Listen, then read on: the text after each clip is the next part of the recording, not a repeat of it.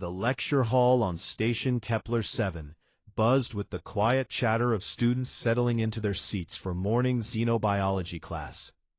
Professor Exlorth clicked his mandibles together twice, the sound echoing through the vaulted chamber and calling the room to order. The Kesian stood nearly 8 feet tall, his iridescent exoskeleton catching the artificial light as he moved to the center podium. Around him, students from 24 different species pulled out their datapads and recording devices. There were Vrixians with their triple-jointed limbs, Delphians in their breathing apparatus suits, Korthi with crystalline skin that refracted rainbow patterns across their desks, and dozens more. In the back corner of the tiered seating, Marcus Webb slumped in his chair, with his feet stretched out under the desk in front of him. The human exchange student had his datapad open, but instead of the class materials, he scrolled through messages from his friends back on Earth. His roommate wanted to know if aliens really existed. Marcus had sent back a photo of himself, giving a thumbs up next to a very confused Delphian, and his sister had sent 14 messages about her new puppy. Marcus smiled at the puppy photos and started typing a response. At the front of the room, Professor Exlorth activated the holodisplay. A three-dimensional image materialized above the podium, slowly rotating to show all angles. It was a sphere, bright red and shiny, with a small brown stem protruding from the top. Today we begin our unit on hazardous biological materials from death worlds, the professor announced, his translator converting his clicking speech into Federation standard.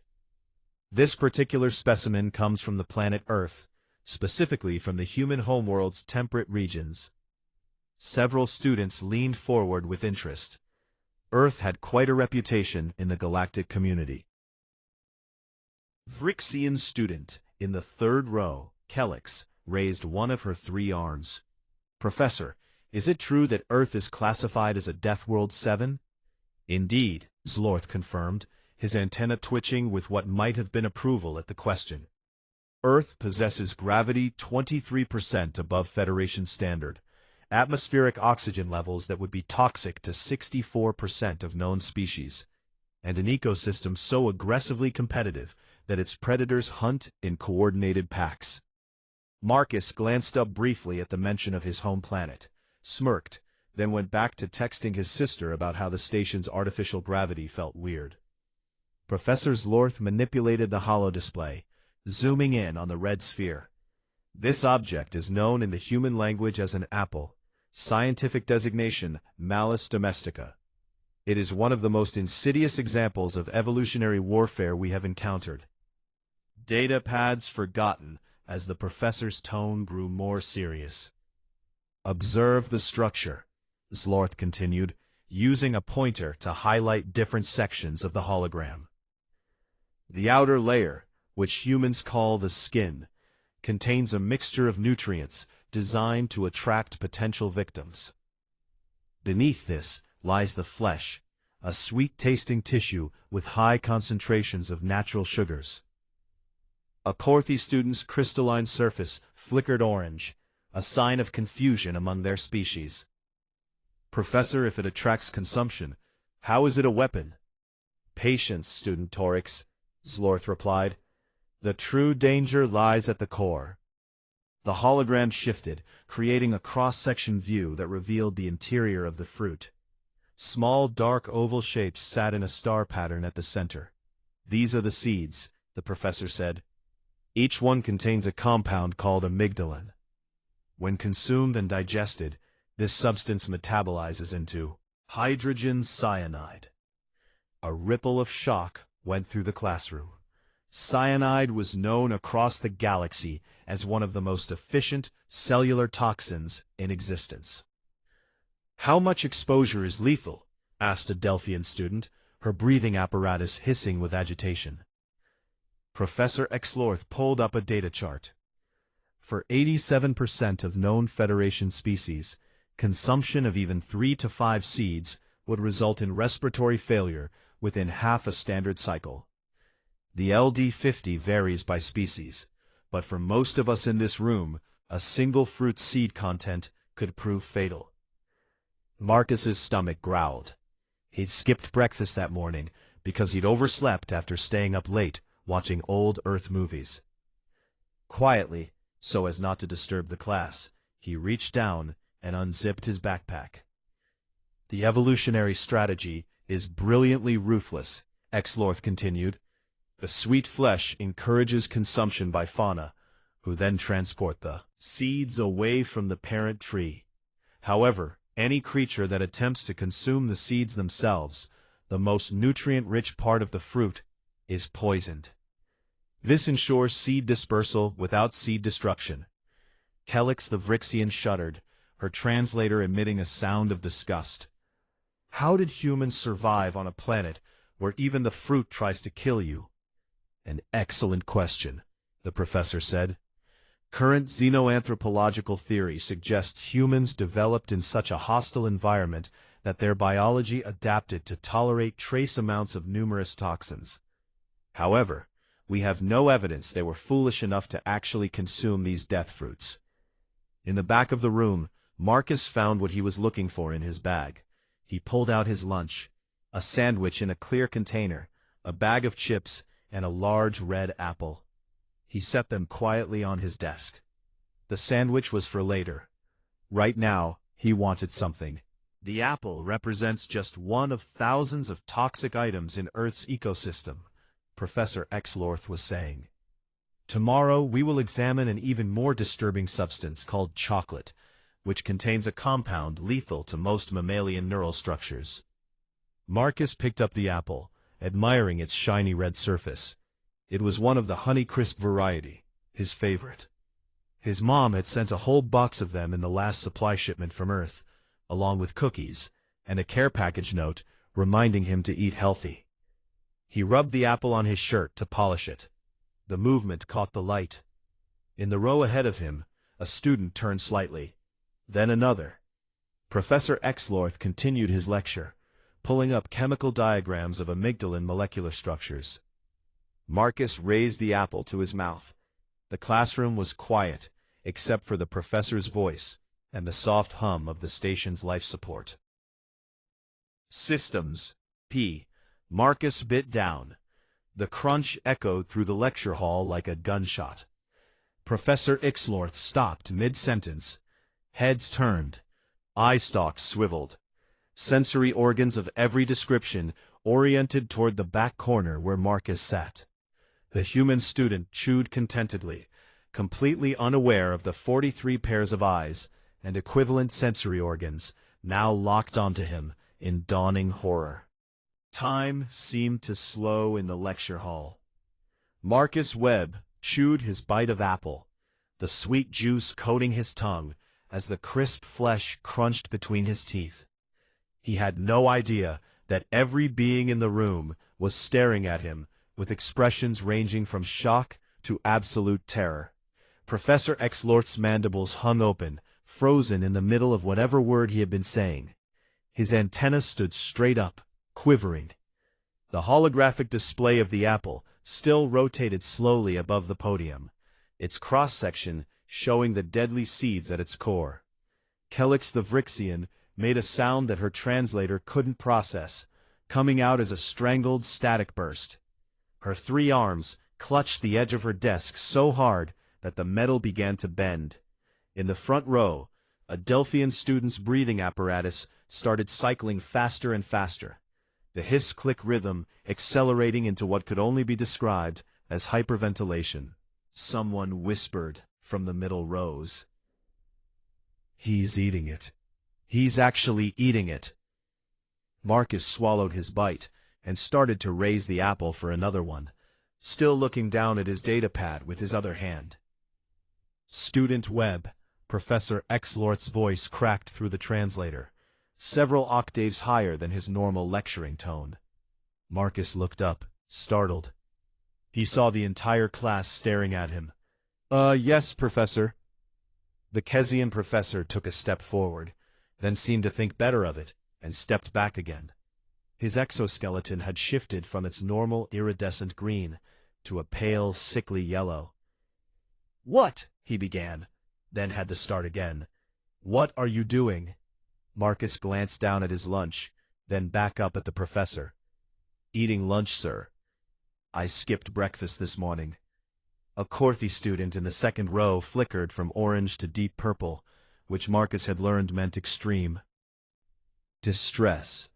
Drop it, Professor Exlorth commanded, his voice shaking.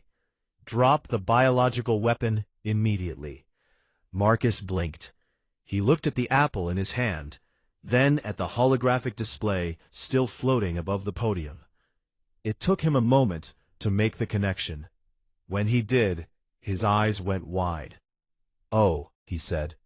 "Oh, you guys are talking about apples." "Yes," the professor practically shouted.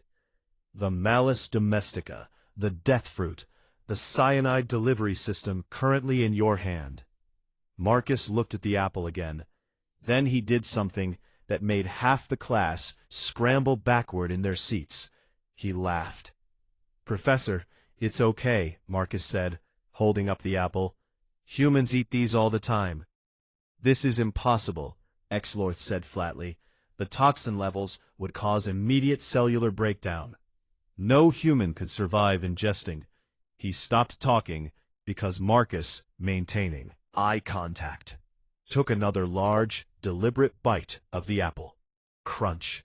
Helix shrieked and dove under her desk. Two students bolted for the door. A brave or possibly frozen Delphian remained in their seat, but their breathing apparatus was now cycling so fast it created a high-pitched whine. Student Webb, stop. Professor Exlorth held up both his primary manipulator limbs in what was clearly meant to be a calming gesture. "Please, just put down the fruit. You don't understand the danger you're in." Marcus chewed, swallowed, and shook his head. "Professor, I really am fine. Humans have been eating apples for thousands of years. Like literally billions of apples get eaten every day on Earth." "That's statistically implausible," a voice said from somewhere in the middle rows. "The mortality rate alone would—" "We don't eat the seeds," Marcus explained. "Well, I mean, some people do accidentally, but you don't have to eat like 200 seeds at once to get really sick. The flesh part is completely safe." Professor Exlorth's antennae drooped. "You're telling me that your species regularly consumes poison for sustenance?" Marcus considered this. "When you put it that way, it sounds worse than it is." The professor moved to his podium and activated the emergency alert. A soft chime rang through the building. "I'm calling Station Medical," Exlorth said. "They need to begin toxin extraction protocols immediately." "Professor, I really don't need—" The doors burst open. 3 station security officers rushed in, all wearing full hazmat suits. Their species were unclear beneath the protective gear. They carried what looked like medical scanners and several items that Marcus suspected were meant to extract the apple from his possession. Possibly by force. "Everyone remain calm," the lead security officer announced. Through their suit's speakers, "We have a Class 7 biohazard situation. All students, please evacuate the lecture hall in an orderly fashion." "It's just an apple," Marcus protested, but his voice was drowned out by the sound of students scrambling to leave. Within 30 seconds, the room had cleared, except for Marcus, Professor Exlorth, and the 3 security officers. One of the officers approached Marcus with a scanner extended. "Student, I need you to set down the toxic material very slowly." Marcus sighed, but complied, placing the apple on his desk. The officer immediately encased it in what looked like a containment field, the apple floating in a bubble of shimmering energy. "I was going to finish that," Marcus muttered. The scanner-wielding officer ran their device over Marcus from head to toe. The machine beeped and whirred. Numbers and graphs appeared on its display. The officer's posture shifted from alert to confused. "Sir," they said to Professor Exlorth, "his vital signs are normal." "That's impossible," Exlorth said. "Run it again." The officer did. Same results. Heart rate normal. Respiration normal. No sign of cellular distress or toxin presence. His liver function is actually processing trace amounts of cyanide compounds, but they're being neutralized. Professor Exlorth walked closer, careful to maintain distance from both Marcus and the contained apple. "How much did you consume?" he asked Marcus. Marcus shrugged. "I don't know, like 2 bites, maybe 3. "And you feel no ill effects? No pain, no dizziness, no respiratory distress?" "I feel fine," Marcus said. "Honestly, I'm just hungry now, because you took my apple." The teaching assistant, a small, furry creature named Pix, who had been hiding behind the podium, poked their head up. "Professor," Pix said quietly, "what if he's telling the truth? What if humans really can eat these?" Exlorth turned to look at the holographic apple, still rotating above his podium. Then he looked at Marcus. Then he looked at the security officers. "Someone get me a real-time biological monitor," he said slowly. "I need to see this human's internal processes while he consumes the fruit." Marcus perked up. "Does that mean I can have my apple back?" "Absolutely not," 3 voices said in unison. "But," Professor Exlorth added, his scientific curiosity apparently overriding his terror, "if you're willing to participate in a controlled observation, we may be able to document this." Marcus considered. "Can I eat my sandwich while we wait for the equipment?" Professor Exlorth looked at the sandwich sitting on Marcus's desk. "What's in it?" "Turkey, cheese, lettuce, tomato, and mustard." The professor's antennae quivered. "Scan that too." Marcus had a sinking feeling this was going to be a very long day. 20 minutes later, Marcus sat in the center of the lecture hall, surrounded by enough medical equipment to run a small hospital. Sensors covered his chest, arms, and forehead, their displays showing real-time readouts of his heart rate, blood oxygen, liver function, and about 15 other biological markers he didn't recognize. Professor Exlorth stood at a safe distance behind a portable shield, along with Pix, the teaching assistant, and 2 medical officers from the station's health center. The 3 security officers had expanded their perimeter around Marcus's desk. The contained apple sat on a separate table, still floating in its shimmering bubble. "I still don't understand why this is necessary," Marcus said. "I've eaten thousands of apples in my life." "That's what concerns us," replied Dr. Zenthi, one of the medical officers. The Delphian's breathing apparatus hissed softly as she consulted her datapad. "No species should be able to tolerate even 1 exposure to concentrated cyanogenic compounds, let alone thousands." "Okay, but I'm fine," Marcus pointed out. "So clearly humans can handle it." Professor Exlorth's mandibles clicked thoughtfully. "Student Webb, do you understand what you're claiming? You're suggesting that your entire species has developed a biological resistance to a Class 7 toxin." Marcus shrugged, which made several of the sensors beep in alarm. I guess. I never really thought about it. Apples are just normal food. We give them to children." This statement caused Dr. Zenthi's breathing apparatus to emit a sound like a kettle whistling. "You feed these to your young?" "Well, yeah," Marcus said. "There's literally a saying on Earth, 'An apple a day keeps the doctor away.'" The silence that followed was profound. "Your species," Professor Exlorth said slowly, "has a cultural idiom, suggesting that regular consumption of poison improves health." "It's not poison to us," Marcus protested. "The seeds are, I guess, if you eat enough of them, but the fruit part is full of vitamins and fiber and stuff. It's good for you." Pix, who had been taking notes throughout this exchange, raised a small paw. "Professor, if I may, what if we're approaching this from the wrong baseline? What if Earth's environment required humans to develop much higher toxin resistance than we consider normal?" Exlorth's antennae perked up, an adaptation to their death world status. "Precisely," Pix continued.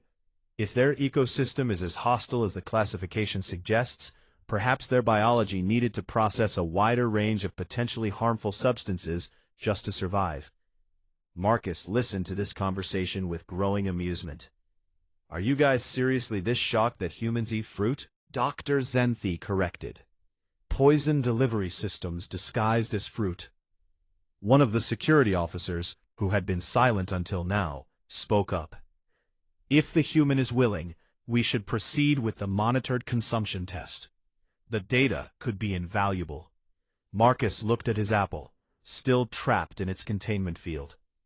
Can I just eat it normally, or do I have to do something special? We'll release it from containment, Professor Exlorth said. You will take small bites, chewing thoroughly. We need to observe the metabolic processes in real time. Sure, whatever, Marcus agreed. He was really hungry now, and this whole situation had gone from weird to absurd. One of the security officers deactivated the containment field. The apple dropped onto the table with a soft thud. Using long tongs, the officer picked it up and carefully placed it on Marcus's desk, then quickly backed away. Apple with his bare hand. Dr. Zenthi made a note on her pad. Direct skin contact shows no adverse reaction. Because it's an apple, Marcus said, not a grenade. He took a bite. The sensors on his body immediately began recording. Graphs spiked and dipped on multiple displays. Professor Exorth and the medical team watched with intense focus. Heart rate elevated slightly, Dr. Zenthi observed. Probably because everyone's watching me eat like I'm performing surgery, Marcus said through his mouthful. Swallow before speaking, Exorth chided automatically, then seemed to realize the absurdity of getting table manners advice during a toxin consumption test. Marcus swallowed. The sensors tracking his throat and digestive system showed the apple making its way down to his stomach. Beginning digestive process, Dr. Zenthi narrated. Stomach acid engaging with fruit matter. Cellular walls. Any amygdalin present would now be starting to metabolize. They waited. Marcus took another bite. Liver function increasing, one of the other medical officers reported. Enzyme production elevated. Filtering compounds. There, look at that. Dr. Zenthi pointed to one of the displays. Trace amounts of cyanide compounds detected in the bloodstream. Everyone tensed. Marcus kept chewing. And they're being neutralized, she continued, her voice filled with wonder. His liver is processing them as efficiently as our bodies process standard nutrients. It's not even struggling. Professor Exlorth moved closer to the displays, his earlier fear replaced by scientific fascination. This is remarkable, he said. The human liver is treating a lethal toxin as if it were a minor impurity. Marcus finished his apple down to the core. He looked around for somewhere to throw it. Away. Is there a trash bin? Don't eat the seeds, Professor Exlorth said quickly. I'm not going to eat the seeds, Marcus replied. I'm not an idiot. But you said earlier that some humans do consume them accidentally. Yeah, like if you're eating fast and not paying attention. But even then, you'd have to eat a lot of them to feel sick. Define a lot, Dr. Zenthi requested. Marcus thought about it. I don't know the exact number. Maybe like 100 or 200 seeds, and even then, you'd probably just get a stomachache. The medical team exchanged glances. 100 seeds would be instantly lethal to me, Dr. Zenthi said quietly. Probably to everyone in this room except you. This finally seemed to sink in for Marcus. He looked down at the apple core in his hand, at the small brown seeds visible in the center. Oh, he said. I guess that is pretty different. Student Webb, Professor Exlorth said, his tone shifting to something more serious. What else do humans eat that might be surprising to us? Marcus's eyes widened slightly. Wait, why? What else did you cover in class today? Pix helpfully pulled up the lecture schedule on the main display. Marcus read through the list of topics. His face went from curious to pale to slightly amused. Oh no, he said. Oh, you guys are going to freak out. What do you mean? Exlorth demanded. Marcus pointed at the screen. Chocolate, coffee, peppers, tomatoes, potatoes, cinnamon, nutmeg. We eat all of these. Like, regularly. Some people eat them every single day. The lecture hall filled with the sound of Professor Exlorth sitting down heavily in the nearest chair. Every day, he repeated. Coffee is a morning drink for most people, Marcus explained. Candy. We give it to kids. Peppers are in tons of dishes. Pizza has tomato sauce. Fries are made from potatoes. Cinnamon goes in desserts. You weaponize all of these foods, Dr. Zenthi said, faintly. Marcus shook his head. We don't weaponize them. We just eat them. Professor Exlorth's antennae drooped completely flat against his head. I need to completely revise the curriculum. Professor Exlorth had called an emergency faculty meeting, but in the meantime, he insisted that Marcus explain each item on the day's lecture list in detail. Word had spread through the station, and the lecture hall had filled with curious faculty members and students from other departments. Everyone maintained a respectful distance from Marcus, who now sat at the center of what looked like a very nervous circle. Let's start with chocolate, Professor Exlorth said, pulling up the relevant hologram. This substance contains theobromine, a compound that causes cardiac failure in most mammalian species. Marcus nodded. Yeah, it's toxic to dogs and cats on Earth too, but humans can eat it just fine. How much chocolate do humans typically consume? Dr. Zenthi asked. Marcus considered this. That really varies. Some people eat a little bit every day. During holidays like Valentine's Day or Easter, people might eat, I don't know, half a kilogram in a week. A Vrixian professor in the crowd made a choking sound. Half a kilogram of a cardiac toxin? In 7 days? It's not a toxin for us, Marcus repeated. It's candy. It tastes good. Some people are really into fancy chocolate. There are whole stores that just sell different kinds. Professor Exlorth made a note on his datapad with shaking manipulators. Moving on to the next item, caffeine. This is a neurotoxin that disrupts normal brain function. Marcus actually laughed at this. Coffee is like the most popular drink on Earth besides water. Billions of people drink it every morning. Some people drink like 5 or 6 cups a day. Why would they do that if it disrupts brain function? Pix asked. Because it wakes you up, Marcus explained. It makes you more alert. People use it to stay awake and focused. Deliberately consume a neurotoxin to alter your mental state, Professor Exlorth said slowly. For productivity purposes. I mean, when you say it like that, it sounds bad, Marcus admitted. But yeah, pretty much. I had 2 cups this morning before class. The assembled faculty members murmured among themselves. What about this one? Dr. Zenthi pointed to the next hologram. Capsaicin, found in what humans call peppers. This is literally a chemical weapon. Plants evolved it specifically to prevent consumption. It triggers pain receptors and causes inflammation. Marcus grinned. Oh yeah, spicy food. Humans love that stuff. Love it, Exlorth repeated. You love consuming a pain-inducing chemical weapon. It's fun, Marcus said. Some people compete to see who can eat the spiciest peppers. There are challenges where you eat super hot sauce and try not to cry. But in a good way. The silence that followed was broken only by the soft hum of the station's environmental systems. Explain how pain can be good, Professor Exlorth finally said. Marcus struggled to find the right words. It's like, it's not actually hurting you. It just feels intense, and then your body releases endorphins and you feel good afterward. It's kind of like a rush. A Korthi professor's crystalline surface flickered through several colors before settling on deep purple. Your species has turned survival instincts into entertainment. I guess so, Marcus agreed. Never really thought about it that way. They went through the rest of the list. Tomatoes and potatoes both contained alkaloids that were toxic to most species. Marcus explained that tomatoes were in pasta sauce, pizza, salsa, ketchup, and dozens of other common foods. Potatoes were fried, baked, mashed, and turned into chips. We eat potatoes almost as much as we eat rice or bread, he said. The faculty members took extensive notes. Cashews, Marcus learned, contained urushiol in their shells. the same compound found in poison ivy. We roast them first, he explained. That gets rid of most of the bad stuff. And yeah, if you eat a raw cashew straight from the tree, you'll have a bad time.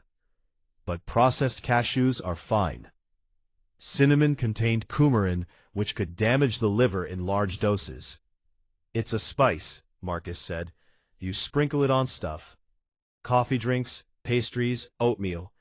Nobody's eating like a whole jar of cinnamon. Well, there was this internet challenge a while back where people tried to swallow a spoonful, he added. But that was stupid, and everyone knew it. You have internet challenges based on consuming toxins, Pix said faintly. Marcus winced. Okay, teenagers do dumb stuff. Sometimes. That's universal, right? No one answered. Nutmeg, the last item on the list, contained myristicin, which was hallucinogenic in high doses. Also, just a spice, Marcus said. You use tiny amounts. It's in pumpkin pie, eggnog, some curry blends. If you ate a whole nutmeg, you'd probably hallucinate and feel terrible. But who does that? Professor Exlorth had stopped taking notes and was simply staring at Marcus. Your species has taken substances that evolved specifically to prevent consumption and integrated them into your cultural cuisine. I guess evolution didn't account for humans being stubborn, Marcus joked. Nobody laughed. Dr. Zenthi pulled up a genetic database. I'm looking at the human genome now. Your liver contains multiple redundant detoxification pathways. Your digestive system has enhanced mucus production to protect against irritants, higher activation thresholds than most species. Even your sense of taste is configured differently. You have significantly fewer bitter taste receptors than the galactic average. Bitter usually signals poison, Pix noted. Exactly, Dr. Zenthi confirmed. Most species are highly sensitive to bitter compounds as a survival mechanism. Humans apparently decided they could just ignore that warning system. Marcus thought about this. Actually, a lot of human adults like bitter flavors. Coffee is bitter. Dark chocolate is bitter. Beer is bitter. Some vegetables are bitter and we eat them because they're healthy. Professor Exlorth put his head in his manipulators. This explains so much about human behavior in crisis situations. If your entire species is constantly microdosing yourselves with various toxins just for the taste, your threat assessment protocols must be completely skewed. We're not that bad, Marcus protested. One of the security officers spoke up. Didn't humans colonize a planet with atmospheric sulfur compounds last year? And another one with gravity at 1.4 standard? And weren't there multiple incidents of human explorers ignoring quarantine warnings because they wanted to see the cool, dangerous thing? Marcus couldn't really argue with that. Okay, maybe we're a little bad at assessing danger, but we usually survive. Usually, Professor Exlorth repeated. That's your standard? Look, humans are careful about real dangers, Marcus insisted. We just have a different baseline for what counts as dangerous. Dr. Zenthi looked up from her datapad. I'm reading incident reports from human ships. In the past year alone, there are 14 cases of humans attempting to pet creatures classified as apex predators. Humans trying local food without proper testing. And 42 cases of humans engaging in recreational activities that other species consider life-threatening. Marcus shrugged. That honestly sounds low. Professor Exlorth stood up. I need to notify the Galactic Safety Commission. Earth's classification needs to be updated. We're currently listed as Death World 7. After this evaluation, I'm recommending Death World 9. Wait, how high does the scale go? Marcus asked. 10, Exlorth said grimly. What's a Death World 10? We're not certain such a planet could exist. 3 days after what became known as the Apple Incident, Marcus found himself standing in front of a packed auditorium. Professor Exlorth had formally requested that Marcus give a guest lecture on human dietary habits and toxin tolerance. The news had spread across the entire station and beyond. Scientists from the Galactic Academy had called in via hologram. Representatives from the Federation Medical Council sat in the front row. Even a few military officials had shown up, though Marcus wasn't entirely sure why. Hi everyone, Marcus began, feeling awkward in front of the massive crowd. I'm Marcus Webb, and apparently I caused a panic by eating lunch. A nervous laugh rippled through the audience. Professor Exlorth stood to the side, having introduced Marcus as the human who survived multiple exposures to Class 7 toxic substances with no medical intervention. Marcus pulled up his first slide. It showed a typical Earth grocery store produce section. This is where humans get most of their fresh food, he explained. All of these fruits and vegetables contain at least trace amounts of compounds that Professor Exlorth's class would classify as toxic. He pointed to different items. Apples, peaches, and cherries have cyanogenic compounds in their seeds or pits. Tomatoes have tomatine in their leaves and stems.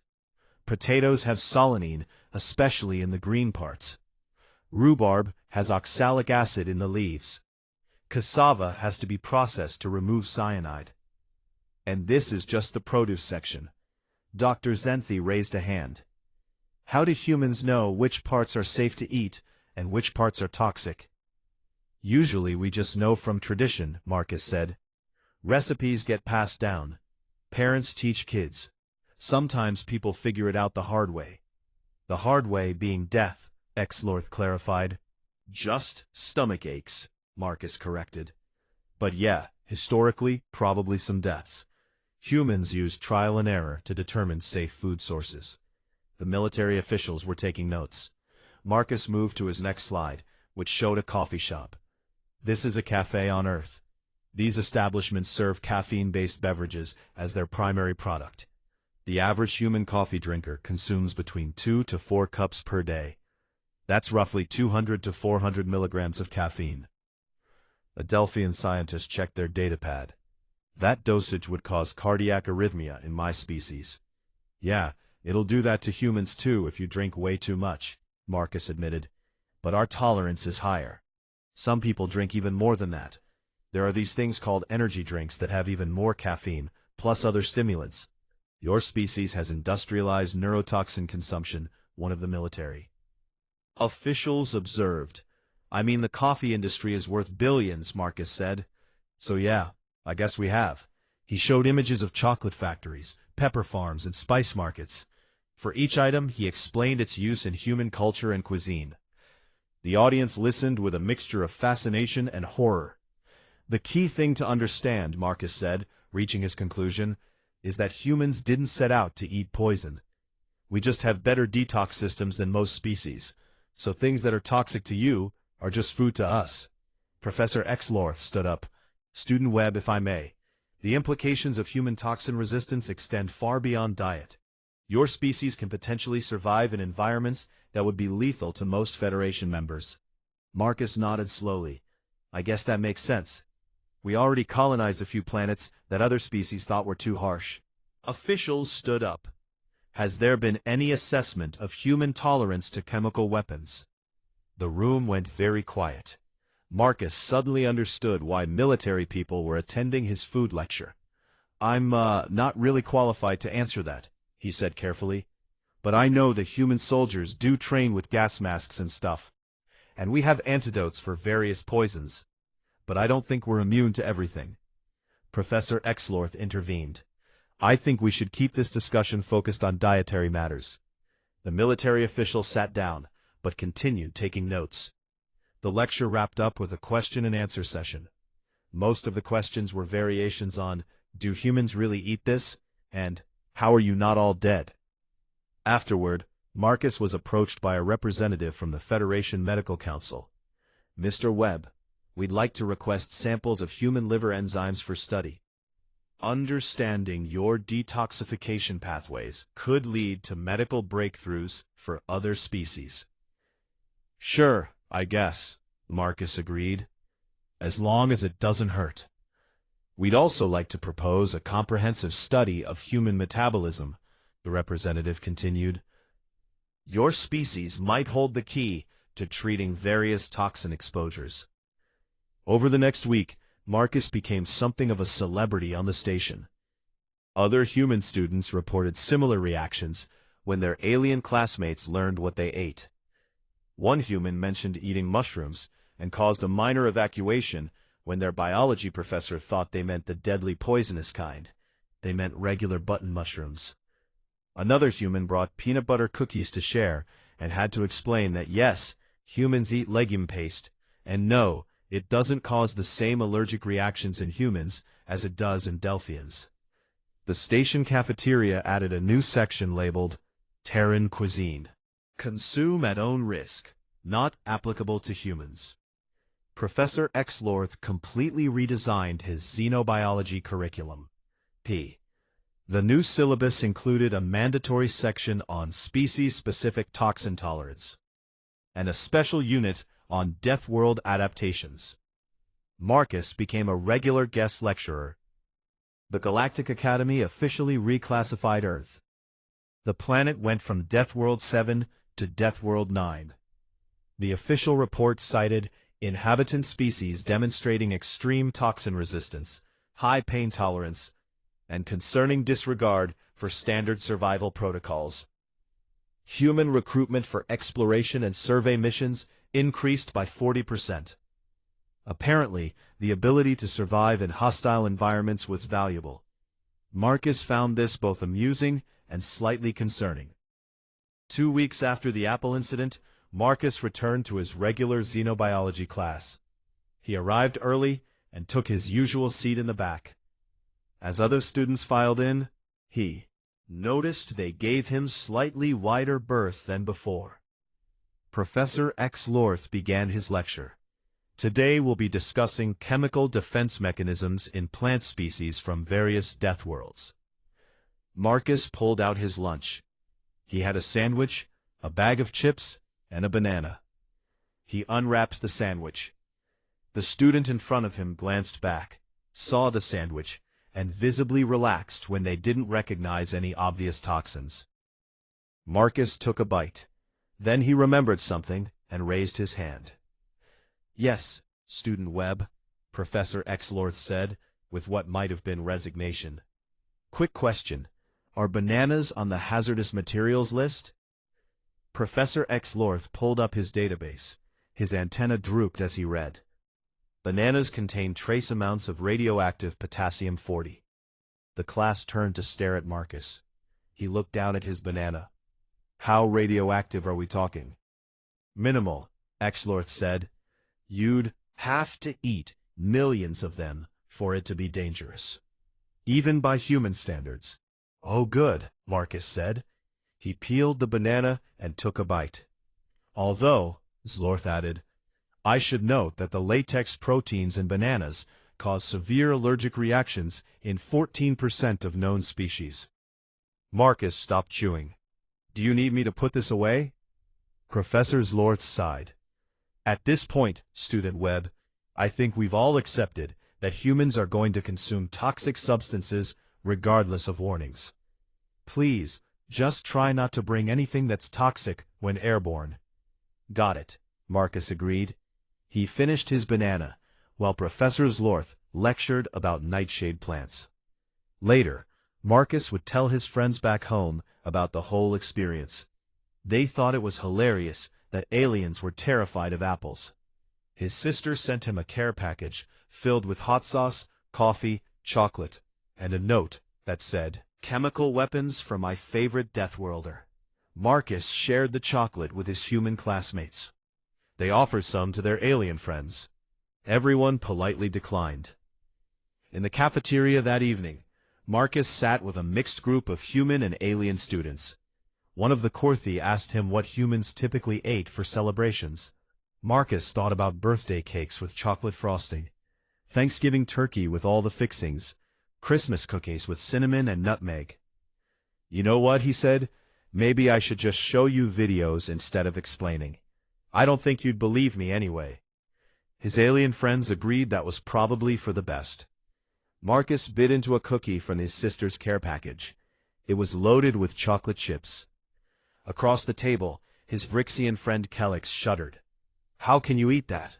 Marcus grinned. "Practice," he said. Then he offered her a regular cookie from his sister's care package. The cafeteria. Guaranteed alien safe.